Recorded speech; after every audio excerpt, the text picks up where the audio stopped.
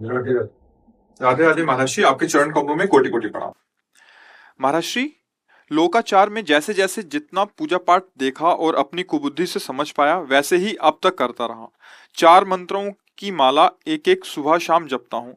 हफ्ते में 2 दिन उपवास भी रखता हूँ, पर ऐसा करते करते बहुत से विकार और अंधविश्वास मन में घर कर गए हैं।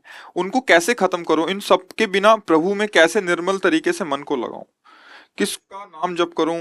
अपना बालक समझकर महाराज जी कृपया मार्गदर्शन करें। देखो, सच्ची बात तो ये है कि जब ये जिज्ञासा जागृत हो तब पहले किसी सदगुरु का वरण कर लेते, हर प्रश्न का उत्तर हो जाएगा है।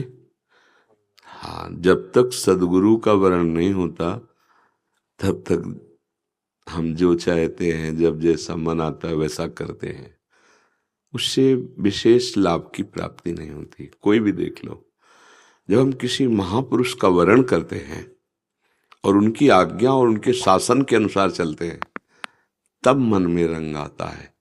गोस्वामी तुलसीदास जी ने ऐसे नहीं लिख दिया, चाहे शिव विरंच सम होई, गुरु बिनु भव निधि तरह न कोई। जब तक बच्ची का ब्याह नहीं होता सैकड़ों फोटो देखती है, और जिस दिन ब्याह हो गया फिर वो अगर 10 फोटो भी देखे तो उसकी गंदी आदत मानी जाएगी। समझ रहे? ऐसे ही जब तक हम प्रभु को वरण नहीं करते तब तक मन कभी इनका पूजन, कभी उनका पूजन, कभी विषय पूजन, कभी अधर्माचरण।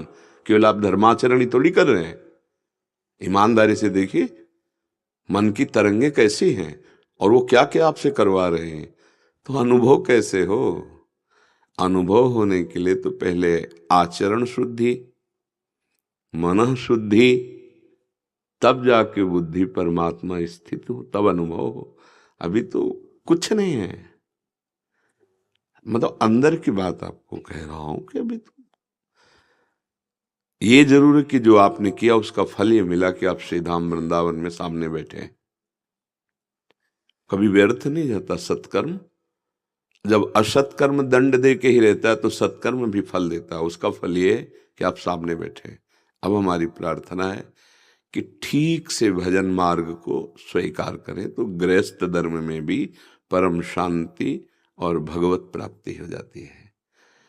मनमानी आचरणों से कभी लक्ष्य की पूर्ति नहीं होती, क्योंकि माया की भूल भुलैया और उसी में एक तिजोरी रखी है जिसे भगवत प्राप्ति कहते हैं। जहां कीमती सामान राजा लोग रखते थे ना, वहां सैकड़ों मार्ग बनाए देते थे।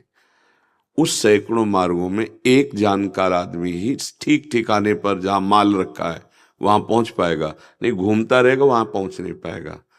ऐसे ही सैकड़ों शास्त्रों की रचना, सैकड़ों सिद्धांतों की रचना, और उसी में परब्रह्म परमात्मा तत्व का बोध और प्रेम रख दिया गया।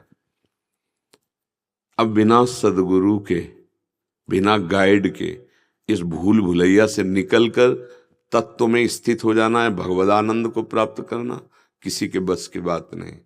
थोड़ा आरती कर लेना, पूजा कर लेना, भोग समर्पित दान पुण्य कर लेना, 1 2 4 मंत्र इधर माला, तो अच्छा मंत्र तब प्रभाव डालता है जब गुरु के श्रीमुख से निकले।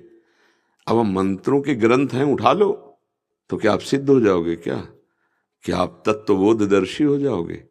नहीं, भगवान ने कहा है जब जिज्ञासा जागृत हो तो प्रणिपातेन प्रश्नया, जाओ किसी महापुरुष के सामने साष्टांग दंडवत हो और उनके सामने अपनी जिज्ञासा रखो, फिर वो जो साधना बताए उसके अनुसार चलो। तो हमें ये लगता है कि अभी तक जो किया उसका फल है साधु समागम। अब साधु समागम का फल है सतमार्ग का अनुसरण करना। तो वो तभी कर सकते हो जैसे हम सत्संग कर रहे हैं तो आप सुने, आचरण में उतारे या ना उतारे। लेकिन जब हम ये वर्ण कर लेते हैं कि हमारे सदगुरुदेव हो, तब अब वहां सुन के विचार करने की गुंजाइश नहीं रहती, केवल आज्ञा पालन की। अब हमें जो मंत्र मिला है, जो गुरुदेव ने नाम दिया है, जो उपासना दी, उसके अनुसार हम चलेंगे। तो पहले गुरुदेव का वर्ण करने के लिए असत आचरणों का त्याग करें। आपका खान पान सात्विक हो, आप कोई गंदा पेय न पीते हो, आपके आचरण अपवित्र न हो, उनको हो तो पहले सुधारो। पर स्त्री गमन, मदिरापान, मांस और ये सब जो गंदे पदार्थ, राक्षसी भोजन, इनका त्याग और राक्षसी संग का त्याग। ऐसे जो ऐसे आचरण करने वाले लोग, इनके संग का त्याग। फिर गुरुदेव की शरणागति स्वीकार करके फिर उनके अनुसार चलो, रंग आ जाएगा। ऐसे मनमानी नहीं आएगा। जैसे कई लोग प्रश्न करते हैं कि हम पंचाक्षरी मंत्र जपते हैं और उच्चारण भी कर देते हैं, बोला गुरु से मिला है क्या? बोले नहीं। तो ऐसे नहीं, ऐसे रंग नहीं आएगा। वही वाक्य जब गुरुदेव बोल देते हैं और उसको हम महामहिम गुप्त भाव से जपते हैं गुरुदेव की पद्धति के अनुसार, फिर वो रंग लाता है। नहीं तो सब सिद्ध ना हो जाए, कहाँ कुछ हाथ अध्यात्म का। इसीलिए हम घर जैसी बात करते हैं कि ईमानदारी से देखो, परमात्मा आनंद का क्या है? सिर्फ विषयानंद देह भाव से भोगों में विचरना, भोगों का संग्रह, रुपया पैसा संसार, यही हमारा चिंतन है। ये स्थायी चीज नहीं है। कितने साल का शरीर है आपका? 46। अच्छा, 46। क्या अनुभव हुआ संसार का? तृप्त हो गए कि अब कछुनाथ न चाहिए मोरे? देख, मतलब अपने मित्रवत बात करते हैं। 46 वर्ष गए, हाथ तो लगा नहीं कुछ, सब भोग भोग लिए आप, सब कुछ जहां तक जितना। अब चेत जाओ तो पता नहीं 46 मिनट भी हैं कि नहीं। 46 साल व्यतीत हो गए ये तो कह सकते हैं, लेकिन 46 मिनट प्लस हैं कि नहीं, नहीं कह सकते। भरोसा, इस बात की जानकारी भी नहीं है तो हम भरोसा भी नहीं कर सकते। पता नहीं 46 श्वास हैं कि नहीं अब। अरे बोले अभी तो बात कर रहे थे। बोले हो गया काम। गाते गाते चले गए, नाचते नाचते चले गए, खाते खाते चले गए, सोते सोते चले गए, चलते चलते चले गए, क्रिया युक्त होते चले गए। वो तो घटनाएं सुन ही रहे माया की। इसलिए अब सावधान हो जाओ, अपने जीवन को किसी महापुरुष के अनुशासन से चलाओ। देखो, चक्रवर्ती सम्राट महाराजा धीराज दशरथ जी तो ऊपर बैठे हुए हैं, वशिष्ठ जी, हर कार्य उनकी आज्ञा से हो रहा है। देवराजेंद्र तो ऊपर बृहस्पति भगवान बैठे हैं, दैत्यराज तो भगवान शुक्राचार्य जी बैठे हैं, ज्ञानियों के परम गुरु जनक जी तो सदानंद जी ऊपर बैठे। जिसके जीवन में महापुरुष संत का अनुशासन है, वही अध्यात्म चेतसा हो सकता है, वही अध्यात्म वस्तु का आनंद, वही सत्कर्मी हो सकता है। किसी भी व्यक्ति का अगर कहीं भी समाज में थोड़ा भी जीवन आपको प्रकाशित मिले तो उसके जीवन में संत है, ये जान लेना। मत कीरति गति भूति भलाई, जब जे जतन जहां जे पाई, सो जानो सतसंग प्रभाव, लोकहु वेद न आनो पाओ। जरूर किसी संत महात्मा का सानिध्य, तभी उसके जीवन में प्रकाश और परिवर्तन। हमें लगता है अब जीवन की धारा को किसी एक महापुरुष की आज्ञा में, क्योंकि एक डॉक्टर के पास जाएं, उसी रोग की औषधि वो कुछ और देगा, ठीक उसी समय दूसरे डॉक्टर के पास जाए तो वो औषधि कुछ और देगा, ठीक तीसरे डॉक्टर के पास जाए तो वो कुछ और औषधि बदल के देगा। रोग एक ही है, डॉक्टर 3 है, औषधि अलग अलग है, बीमारी बढ़ेगी मिटेगी नहीं। एक किसी मर्मज्ञ डॉक्टर को अपने जीवन के भार को समर्पित करके उसके अनुसार औषधि ली जाए तो रोग जल्दी ठीक हो जाए। ऐसे मेडिकल स्टोर है शास्त्र, सदगुरु है डॉक्टर, और हम हैं मरीज। अब हम सदगुरु रूपी वैद्य के दिए हुए वचन रूपी औषधि का पालन करें और उस औषधि से हम निश्चित मुक्त हो जाएंगे। मंत्र मूलम गुरु वाक्यम तो मोक्ष मूलम गुरु कृपा। सिद्धांत से चलोगे तो रसानुभूति, भगवदानंद की अनुभूति होने लगेगी। जब हम नाम जप करते हैं तब हमें गुरुदेव की प्राप्ति होती है, और जब गुरुदेव जो नाम देते हैं उससे भगवत प्राप्ति होती है। ये सिद्धांत है। बिना इसके हमने देखा है, दान पुण्य कर लेना, ये सब कर लेना हो सकता है, लेकिन अध्यात्म में नहीं चल सकता है। अध्यात्म में नहीं, अध्यात्म में तो किसी अध्यात्म वेत्ता महापुरुष का आश्रय लेने पर ही चला जा सकता है। ठीक है, आप क्या जानना चाहते हो?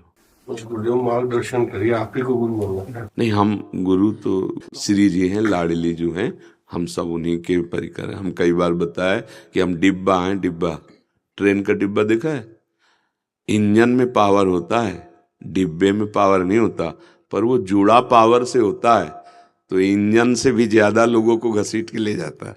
इंजन में तो 2 ही 4 लोग बैठते हैं जो उसको ड्राइविंग करते हैं, लेकिन डिब्बे में तो सैकड़ों की संख्या में घुस के बैठ जाते हैं। तो अपने लोग डिब्बा हैं, इंजन तो प्रियालाल हैं, प्रभु हैं, वही कृपा करके हम सबका कल्याण कर। हमारी सामर्थ्य नहीं, हमारी सामर्थ्य प्रभु है, उन्हीं से होता है। हम प्रभु से जोड़ते हैं, कनेक्शन उन्हीं से है। जैसे आप जो कह रहे हैं कि मैं आपसे जुड़ा, तो हमारा क्या है कि आपका कनेक्शन प्रभु से। हम जो कहेंगे वो प्रभु की बात होगी, वो प्रभु के लिए होगी, हमारे शरीर से संबंध नहीं। ये नाशवान है, आज है, हो सकता है कल ना रहे, तो आप फिर कहोगे कि हमारे गुरु मर गए।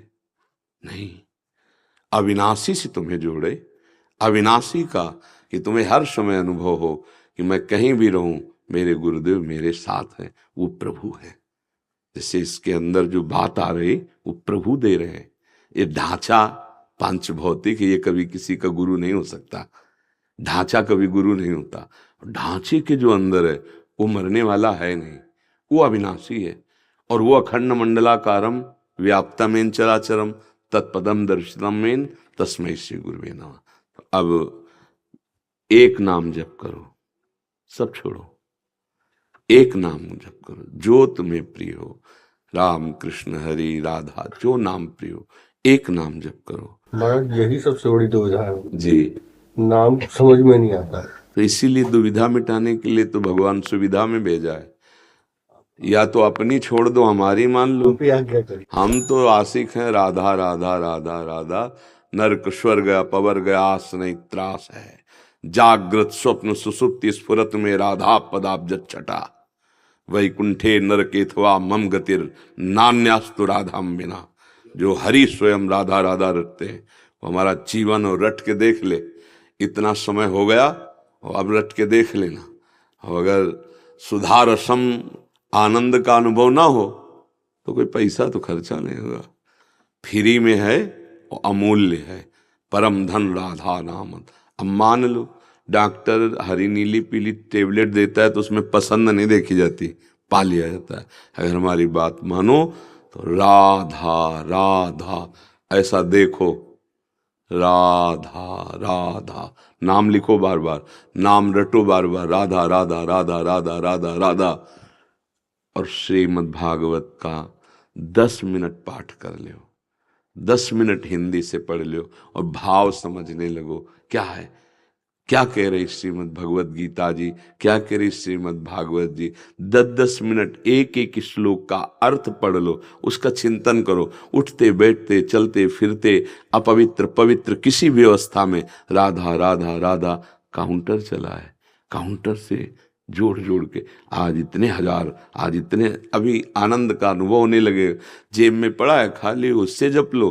काम में हो बीच बीच में स्मरण करते रहो राधा राधा राधा राधा, और सत्संग सुनते रहो। जब इसका रंग चढ़ेगा तब व्याकुलता पैदा हो जाएगी मंत्र की। अब मुझे मंत्र चाहिए, अब मुझे भगवत मार्ग प्रकाशित चाहिए, आगे का रास्ता मिल जाएगा। शुरुआत करो, शुरुआत करो यहाँ से जी।